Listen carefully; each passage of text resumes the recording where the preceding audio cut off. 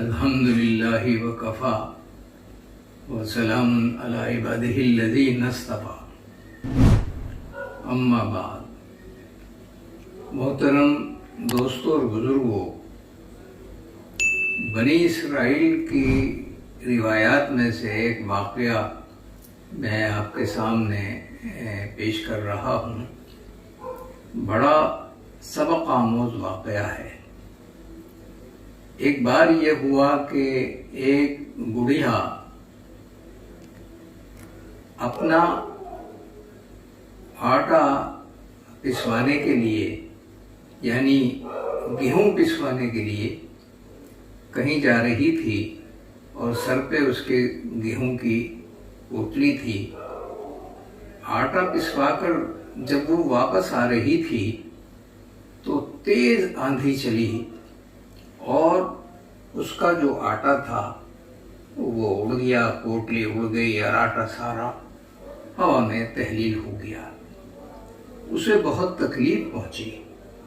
وہ حضرت داؤد علیہ السلام کی خدمت میں پہنچی اور اس نے جا کر یہ کہا کہ میرے ساتھ یہ واقعہ پیش آیا ہے اور میں یہ چاہتی ہوں کہ آپ ہوا کو طلب کریں اور ہوا سے قصاص لیں۔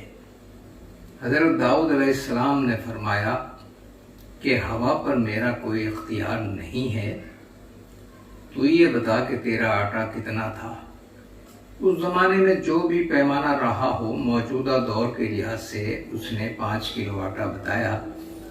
حضرت داؤد علیہ السلام نے 5 کا بھی 10 کلو آٹا اس کو دیا اور یہ کہا کہ تیرے نقصان کی یہ تلافی ہو گئی، اب تو جا۔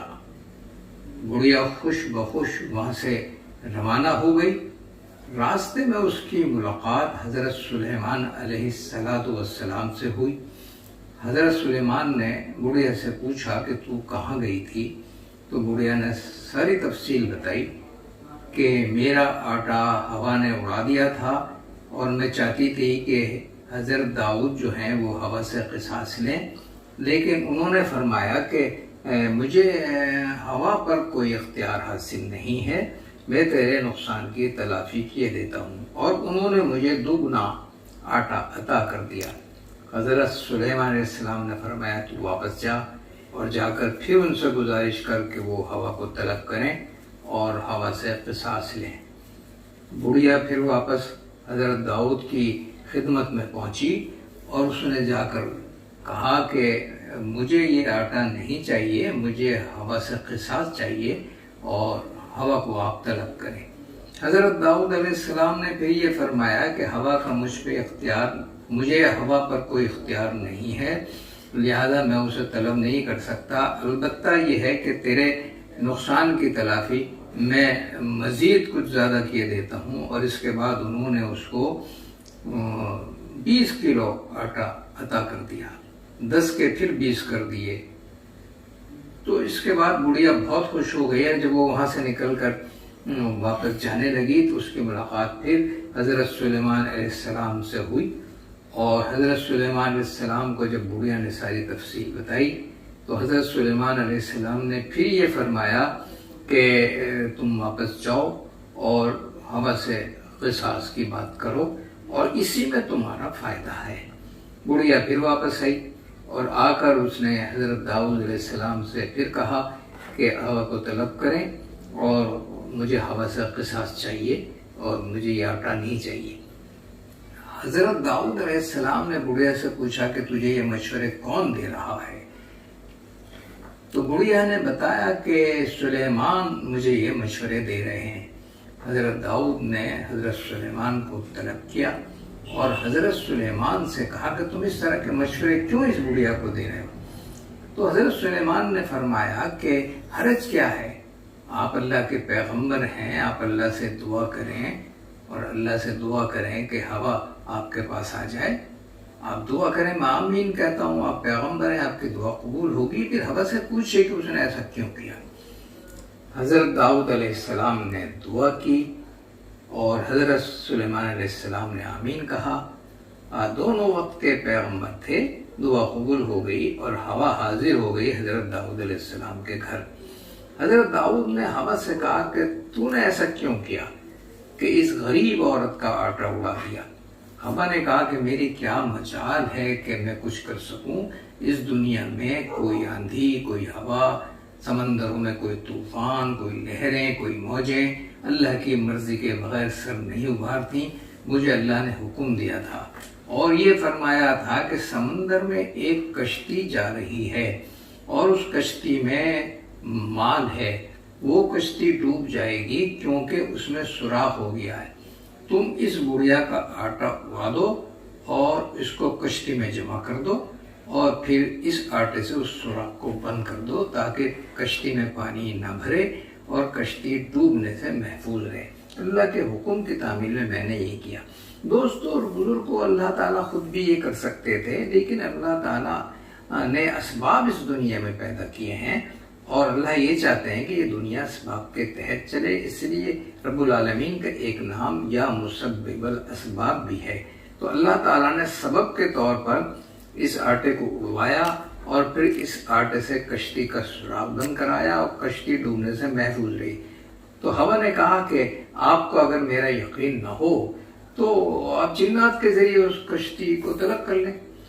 تو پھر جنات کے ذریعے حضرت داؤد علیہ السلام نے کشتی طلب کی۔ کشتی میں ہیرے جواہرات بھرے ہوئے تھے، سونا چاندی بھرا ہوا تھا، اور وہ بات بالکل صحیح بتائی بڑھیا نے کہ ہوا نے بڑھیا کو جو اطلاع دی تھی وہ بالکل صحیح تھی، وہ مال سے بھری ہوئی کشتی تھی۔ حضرت داؤد علیہ السلام نے اس کشتی کو حاصل کرنے کے بعد آدھا مال تو غریبوں میں تقسیم کر دیا اور آدھا مال اس بڑھیا کو دے دیا۔ سلیمان علیہ السلام جو فرما رہے تھے بار بار بڑھیا سے کہ تو ہوا سے قصاص کی بات کرتے رہا، اس میں فائدہ ہے، تو وہ آدھا مال بڑھیا کو مل گیا۔ تو بڑھیا نے یہ کہا حضرت داؤد علیہ السلام سے کہ اتنا سارا مال آپ مجھے کیوں دے رہے ہیں؟